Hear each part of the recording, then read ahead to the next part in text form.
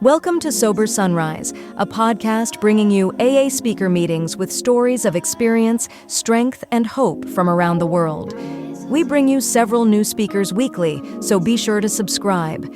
Whether you join us in the morning or at night, there's nothing better than a sober sunrise. We hope that you enjoy today's speaker.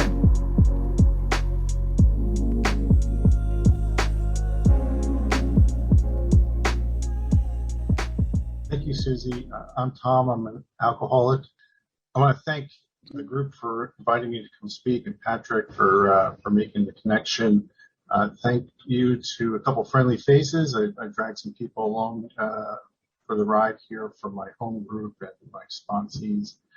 I'll just tell you right up front, I'm a little nervous. This is, Susie gave me a really big build up, and Patrick made a flyer.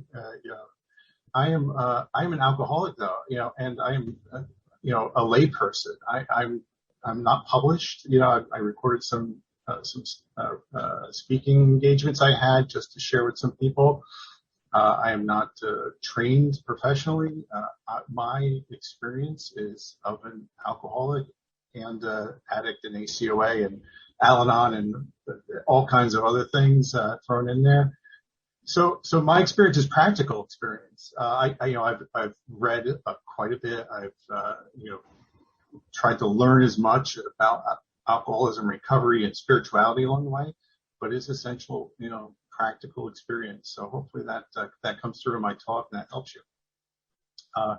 I do have what I would consider a decent emotional recovery working knowledge of how to use these steps to untangle myself from the dependencies and my past and the things I used to get hung up on that would cause me trouble and trouble with capital T, as they say, in terms of things that would dominate me, and to the point where if I had not gotten relief through some manner of working steps, I could have gone back out to drinking because I've been refining myself over the years and continue the work. I don't get as caught up anymore, and that's emotional sobriety. So for me, I know that you've heard some other presenters before, and certainly Alan has done a wonderful job of presenting this over the years and refining it. And for my own purpose, what I consider emotional sobriety or emotional recovery for me is that I'm no longer driven by my past. My past does not dominate me the way it used to. The things that happen to me are simply things that happen to me. They're no longer my current motivators, my current emotional state. I've also learned how to respond rather than react. That's something I didn't know I had an option to do, which used to be something would happen, a thought, an emotion would happen, and I would just fire right back. And nowadays I respond a lot more than I just react. And when I do respond, most times, again, I'll couch this, I'm still a work in progress, I have a proportional response. That means I'm not reacting out of context and out of hand to what I'm experiencing in the moment. If anyone can, relate, the broken shoelace, which creates a screaming fit, a problem that, at work, causing me to throw my keyboard across the room. Those are emotional outbursts which are not in proportion. And so I've learned how to bring myself to a place where I can proportionally respond to life. And as described in Bills 12 and 12, this is actually on page 91. I like this, and I picked it out. He talks about sidestepping the traps, and I've learned to do that as well. There's places where I know there are landmines out there in my relationships with my loved ones, at work, in daily living. I know they're there. I've set half of my booby traps, but I know that they're there, and I can sidestep them as I get closer. So that's generally my definition of emotional sobriety for myself. I'm going to give you a little bit of backstory so you understand where I'm coming from, and talk about how the steps have helped in my process. No emotional recovery, emotional sobriety, 12-step story would be complete without childhood. I'll just tell you, I grew up in chaos and violence and abuse. I grew up in an unstable home. I had both parents kind of take off at certain points in my childhood before I was probably about 8 years old. Went to, live with, their side relationships. I've also, lots of police, disturbances that required the police to show up at my house. A lot of just instability, which certainly left an impression on myself. That's why I say, I'm an alcoholic, regardless of the substance, regardless of the alcohol that goes into my system. I can get addicted to anything. Before I picked up my first drink, I wanted to escape. And so I used food, and I used video games, I used books and fantasy and anything to escape who I was in the moment. That led me to an early entry into alcohol and drug use. I have two older brothers, so I had the opportunity and I had motive, and certainly with absentee parents, there was plenty of freedom there. And so I started drinking when I was 10 years old. One of my older brothers that summer had some friends over, had some beers out, and he saw me practically staring down the beer, and he said, do you want this? Are you going to be cool about this? And I know what he meant, but I just heard cool, and I wanted to be cool. So I said, yes, yeah, whatever it takes to convince you to give me that thing, because I wanted to be cool. And they all looked cool. I didn't feel cool. I wanted to be where they are. So I had my first beer that summer and a couple beers after that. And then I had my first joint in the park that summer, trying to again fit in, and there was no like aha moment, but over time I got to realize that this stuff helped me escape a lot more effectively than the other stuff I was trying previously. And so my response to the anxiousness and depression and fear that was generated by my childhood upbringing was relieved by these substances, and especially alcohol. And so I'm like, I need this. This is my medicine. This is going to help me. And it did. It helped me. It got me through some very dark times in my preteen years. And problem is, I'm an alcoholic. I'm a nature and nurture alcoholic, meaning by nature, genetically, I've got alcoholism in my family. By nurture or lack of nurture, circumstances, environmental stuff also played a part and led me up there. It doesn't make me an alcoholic, other than it set the stage for me to become an alcoholic. Once I put the substance into my body, I didn't know where it would leave me. So it's my reaction to alcohol, and a traditional definition of alcoholism applies to me. So I spent the next 8 years basically mixing and matching substances and circumstances to try to make myself feel better, and eventually that ran out. I wound up doing harder substances. No surprise there. I was like a poster child, for what happens when good kids use alcohol as a gateway, a substance. And I could have been an after-school special, is what I'm saying, for a public service announcement. And at the end of the line, I was wanting to end my life, because I thought I was going to be hopelessly addicted for the rest of my life. I was 18 years old. I had flunked out of college.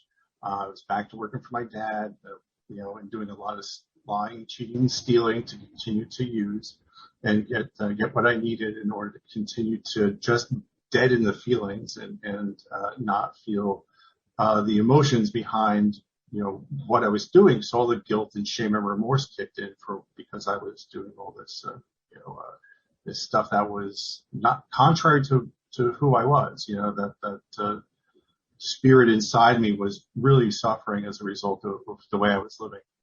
So, long story short, I wind up in a rehab at 18 years old. I decide that my way doesn't work. Your way, the AA's way, 12-step way, seems much better option than what I had learned. And I saw an opportunity there. I saw some hope for someone who thought their life was over at 18.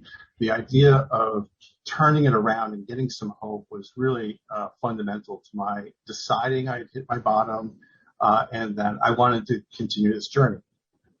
So I started my 12-step, recovery journey at that point. And for me, it was, I could say typical recovery story. 90 meetings, 90 days, get a home group. I moved out of, my parents' house, which had all kinds of risks there in terms of, my mom who was drinking and my friends and brothers who were drinking. And so I started a fresh life and took a risk and wound up, moving to a different part of my state and meeting some great people who brought me to meetings and the diner afterwards, and the fellowship was wonderful. And I got a commitment and a home group, and it was very good for a while.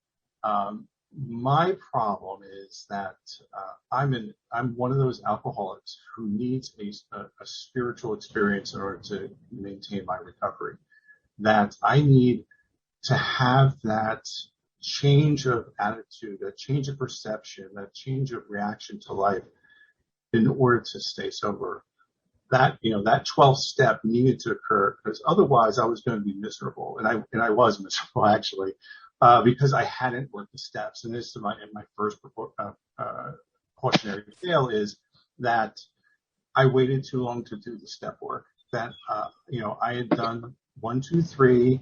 I had a passing knowledge of the steps. I had looked at it and, and gotten kind of this look at the steps on the wall, go, I'll do that one, that one. And they said, take what you need and leave the rest. And I did. The problem is I left a lot and I didn't know what I needed. And so I had approached step work in a very haphazard and almost deadly way, because I had gotten to 5 years sober and was suicidal all over again. I had no tools for living. My emotions were driving me. They were absolutely controlled. Just like in late term alcoholism, active alcoholism, the alcohol was driving me. My emotions were driving me. My circumstances were driving me. And I didn't have any tools or ability to manage all that. So I had hit 5 years and was in that kind of state. And what I love about the AA the literature is it's just chock full of reference material and stuff that no matter when I look at it and I go back and I'll reread it and take a look at other stuff, I go, oh my God, that applies to me. And so with 5 years in the program, going to meetings and commitments, all that stuff, I was suffering from the bedevilments. Now, Bill writes about the bedevilments in We Agnostics and on page 52. And there's supposed to be an argument for a higher power. And in a way, he's talking about the circumstances before we get into the program. But here I was 5 years in, and subsequently other times when that happened, where the bedevilments were occurring to me sober. And so things like I was prey to misery and depression, feeling of uselessness, full of fear, unhappy, anxious, depressive, just like I was early on before I even came to the program. And all this stuff was happening to me all over again. So luckily I got some additional help, outside help. And I also did my 4th step. And I did my first 4th step, and it was pretty in-depth. I kind of built up this stuff for too long, and I wound up doing a long 5th step with my sponsor and getting the relief as promised. And that's another thing which has amazed me about the program is it delivers. You do the work, you get the results, and I'm living proof of that. So I got through my fifth step, and I go through the rest of the work, and things are pretty good for a while. I gotten over the kind of the initial hump, and gotten some relief uh, from my isms, right? And gotten through 6 and 7, and done some 8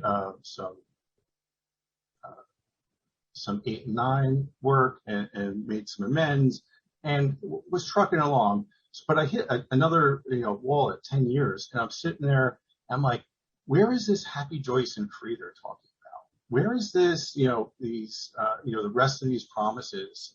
Why do I still feel like an incomplete sober person? And so I had to take another look at where I was with these steps, and take a look at what I was holding back on. And what I found was that although I had done fourth and fifth step, and eighth and ninth step, there were still things I was holding back on. There were still resentments that I refused to let go of.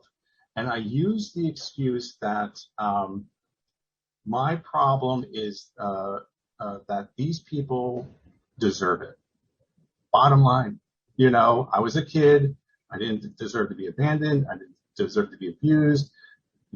These people deserve to have my resentments. They deserve to, to be never forgiven, and me holding them, in jail in my head over and over again.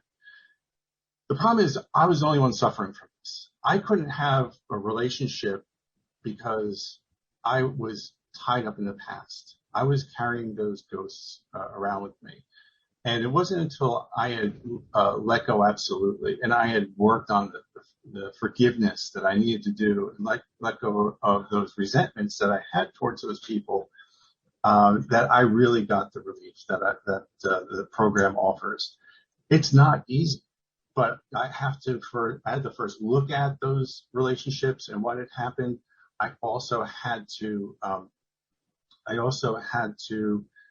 look at what was my part in it? And that was my problem. I kept hearing, what's your part? Clean up your side of the street. And I went back and I looked at it, and I had no part in it when it started, but I had a part in it. And in the literature, it says, what was our mistake? And my mistake was carrying these resentments decades later, not allowing them to be free, not letting forgiveness and grace to enter that relationship into those people. Because all I was hurting myself. I've heard resentments described as setting myself on fire, waiting for the other person to die of smoke inhalation. No, that wasn't going to happen as long that freedom wasn't going to happen until I had put that fire out and forgive those people.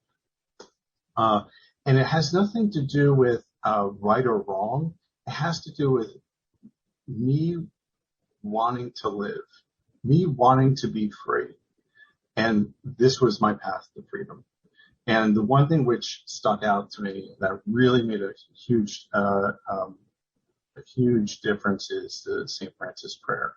And I use the St. Francis prayer as a daily meditation on this in order to start to see where being of service and being of love and being of peace was really what my calling was, and what the ability to forgive other people had to do with letting that spirit flow through me. And eventually I got that freedom, and I got that peace, and I was able to let all that go. So getting through those intractable resentments really was a huge chunk for me. And that's really, I think, where I started to look at emotional sobriety and started to pick up the threads of where it was referred to and where it was coming from outside of my daily practice. And so as I moved through my teenage years of sobriety and got to go through the work a couple more times, I started to see these things keep popping up over and over again. I go, seek out, like it says in 11, saw through prayer and meditation, conscious contact with a higher power. So I started reading different spiritual books and spiritual practices and listening more. And I started to hear some universal truths come out. And so, I saw Bill Wilson's letter about emotional sobriety. And I'm like, oh, this is starting to make sense. He started to apply the steps to gain emotional sobriety. And about 15 years ago, I found a recording of Alan's that someone had passed along to me. And I'm like, this guy's got something going on here that made a lot of sense. And then a few years ago, probably 3 years ago now, I think, Alan's name popped up again, and I listened to his CD that he had with Herb K, I think, about emotional sobriety. So all these dots started to line up, and I started to go, this is what this means. And so I started to take deeper dives into things like selfishness and self-centeredness and my resentments and fears, like it's talked about in the big book in steps 3 and 4, and rolling over that, kind of reading it on a regular basis, a couple times a year, working with sponsees, but also working with the sponsor myself. That set of pages, talk about steps 3 and 4 in the big book. It is absolute gold. Bill Wilson talking about selfishness and self-will and how that drives us to start to cling to things and relationships and how I try to get what I want and manage the situation. Me clinging and controlling and managing is probably one of the worst places for me to be emotionally, because then I'm highly connected to the outcome. When I'm highly connected to the outcome, that's when I leave myself open to disappointment. Even if it comes out the way I want, it may not come out the time I want, and sometimes the manner I want, or I get it and I'm not interested in it anymore. It doesn't satisfy. So again, going back to the book, and realizing there's some universal truths here. Probably about 10 years ago, I'd done a workshop with a couple friends, an AA workshop, and my portion of the conversation was titled "Bring a Shovel," because we're going to dig some stuff up here. I had to realize that there was stuff that was buried, but it was, sorry for the analogy, it was shallow, right? Very shallow hole that I dug and just threw some dirt on top and threw some leaves on that and pretended it wasn't there. And, I found out that when I tried to use an emotional bypass or a spiritual bypass and just go, oh, I can turn this over to God, or, they did the best they could with what they had. That wasn't enough. I need to spend the time and actually grieve those moments. There's nothing wrong with, in a process for me, to grieve my childhood, to grieve the loss of a mother. Even though she was physically there, there were lots of moments where it was not a mothering experience and a protective experience. And same thing. All these experiences, I had to go through a grieving process, and then I could properly move on from them. The way I've worked through that, and I'll talk through some highlights and some step work here, just because I found it really important. Again, Bill's talk on steps 3 and 4 is crucial for me. His writing here on the bottom of 66, and sorry I don't have slides, I'm not that polished. The bottom of 66, he talks about the wrongdoings of others, fancy or real, had power to actually kill. And that phrase jumped out at me, because I had to admit that maybe some of the wrongdoings I had attributed to people were fancy, that were made up, that I had this delusional story about what had happened to me, and that I was applying what I thought your motivation was and your response to life. So, the analogy of being stuck in traffic is always used. It's like, the guy cuts me off because he hates me, right? It's not like he's late for work. Those are the types of things. But even a much deeper part, when the closer those relationships get, the bigger story I have made up. And of course, the next paragraph, this was our course. We realized that the people who had wronged us were perhaps spiritually sick, though we did not like their symptoms and the way they disturbed us. Those disturbed us, they, like us, were sick too. I had to look at the fact that I'm a soul in this world doing the best I can with some tools, trying to, find a path through life. I'm stepping on people's toes. I'm causing discomfort, and I want to be forgiven, right? When, I'll go, I'm sorry, I made a mistake. I did, I bought the wrong yogurt last night.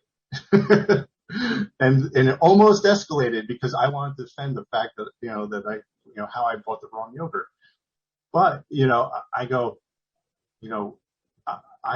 if I want to be forgiven, that I need to forgive, that if I'm making mistakes, and I make a lot of mistakes, and I have all these tools. I have so much wealth of knowledge of 32 years of sobriety and step work and spiritual, awakening and spiritual readings, and I'm messing up on the regular.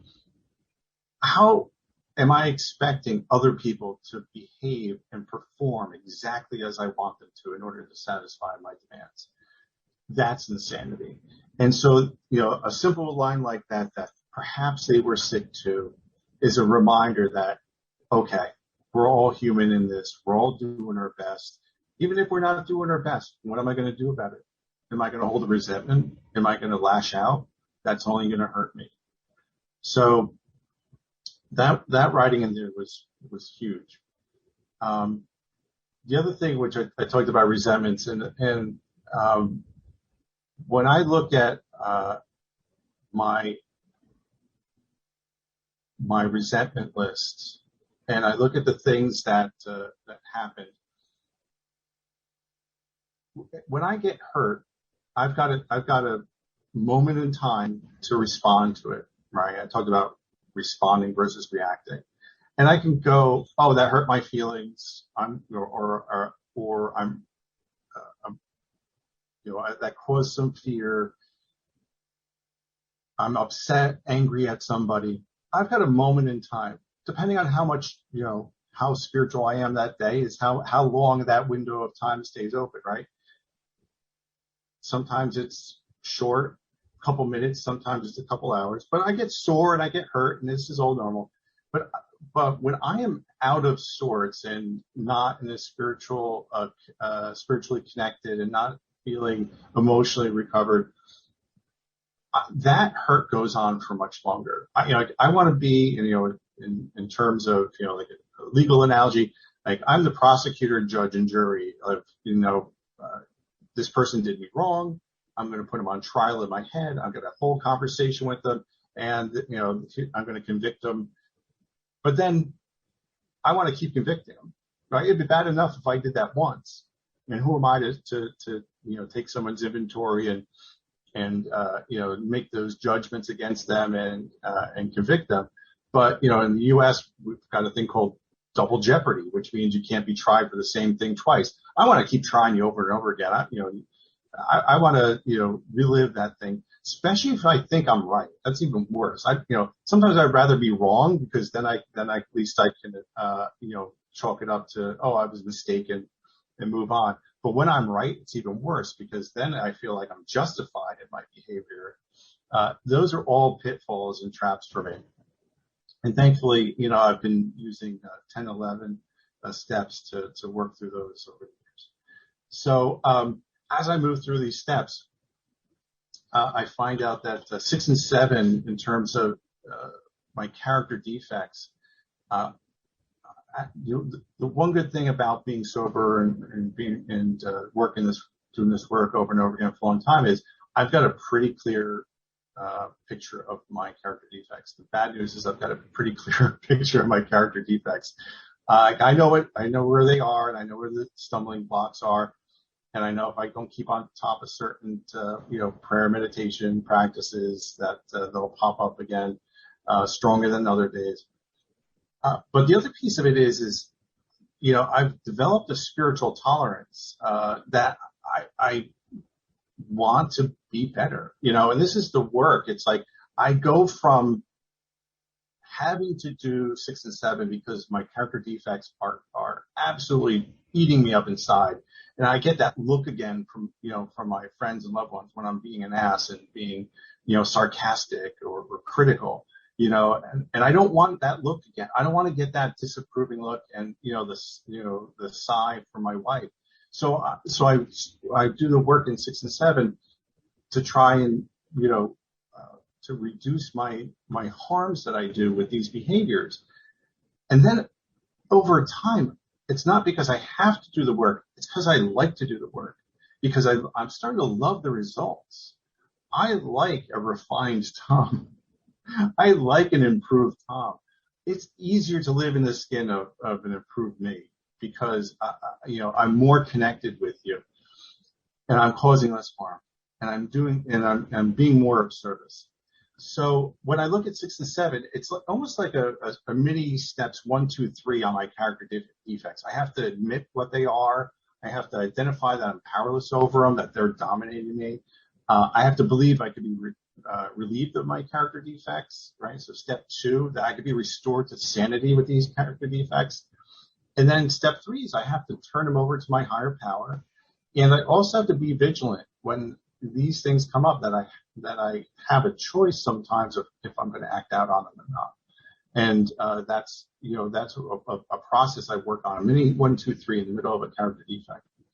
The other thing that was really big for me, and it shows up in the 12 and 12, is humility. Again, clear understanding of who I am, right? Clear understanding that that I have this personality, and that there are certain sore spots, and that I know where I can get better. I know where I'm going to get stuck.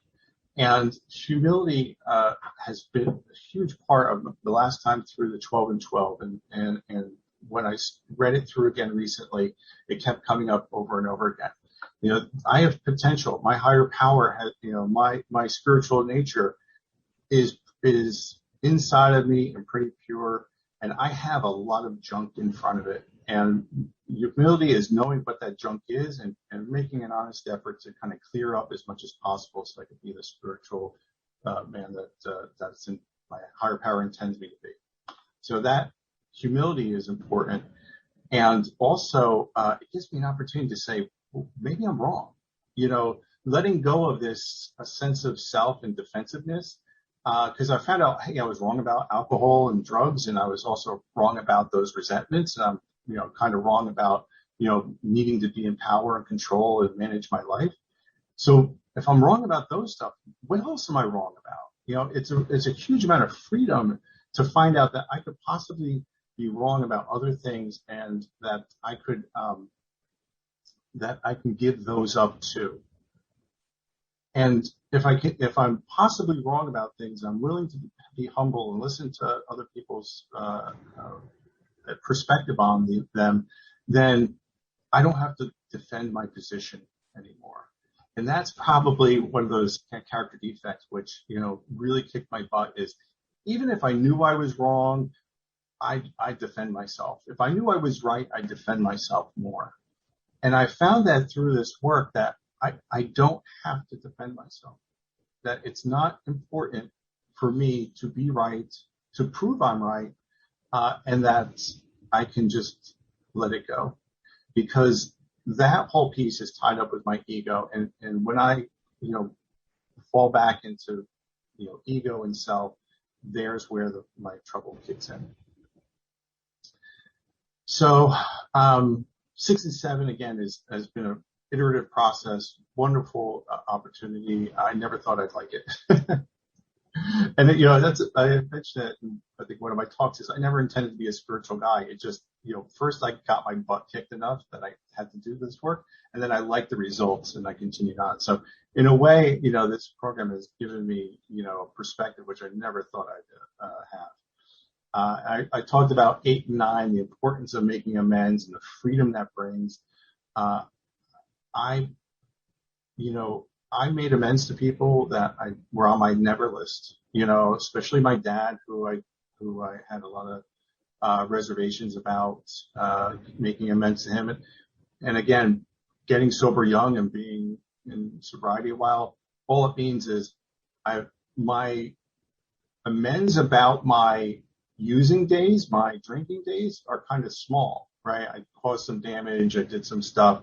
It's the amends I make later on when I'm supposed to be sober, and 10 years in, 12 years in, and I'm stumbling off the same thing, and I've got to do a fourth step again with somebody. That's humbling. But I was able to do both an amends at the beginning of my recovery and midway through. And my dad, who I would never have thought I'd forgiven him, the violence I saw from him in our household, and his well, it's not his inventory, it's mine. So I'll just say that I had trouble, and this is where the amends comes in, is I had trouble with relationships with other men because I didn't make amends to my dad, and I couldn't forgive my dad. I couldn't have clean, in the moment relationships with women because I was holding back and not making amends and forgiving my mom. It is hard for me to be in the moment and respect you and be present for you if I'm dragging my ghosts around. Bottom line. So I can have relationships today with friends, with loved ones, and I'm with you. I'm not with my mom, my dad, that guy, the abuser, any of that stuff. I'm with you today, and that was probably the biggest freedom that comes from my 8th and 9th. And then 10, 11, 12. I'll just say that there's some big pieces there, and I could talk forever about the step work and how important it is, and I'll try and just sum it up. 10 gives me the ability to do inventories, spot check inventory. Am I off track on this? Pause in my tracks, given the ability to make direct amends. And that took time as well. Early on, I would go, oh, I did something wrong. I need to make amends to that guy. I'll wait till I see him again. Oh, good. He wasn't at the meeting on Friday. I'll see him next Friday. This is at the home group. And then I'm then carrying that around for a month. I've learned the value of make amends right away. Pause, if possible. Stop in the middle of the behavior of making amends. It is freeing, and that's what I'm looking for from this recovery stuff, is being free. It also removes the blockers. I've been, I mentioned my problem is that when I have these character defects, these resentments, these harms done to you in the way of my relationship with you, it blocks me. It blocks me from my higher power. It blocks me from you, and it blocks me from myself, because I carry around the emotional baggage that's related to that. So 10 gives me that quick relief that I need in order to get back and get clear. 11th step, I'll just say that St. Francis prayer was huge for me in my transformation. Meditation was really important, and I'll talk about that again in a second. And 12th step is the payoff, right? I've learned that, first of all, in the 12 and 12, it says, or is it in the big book, it says nothing will ensure immunity from drinking as intensive work with other alcoholics. That, number one, is a great promise and something I want. So I do a lot of service work with other alcoholics. I enjoy it. It's a huge blessing for me to turn what was a lifetime of what I thought was going to be useless suffering into a channel of God's love and peace. And then, I also get to get all the benefits. In step 12, it talks about emotional sobriety. Right? It talks about being of usefulness to others.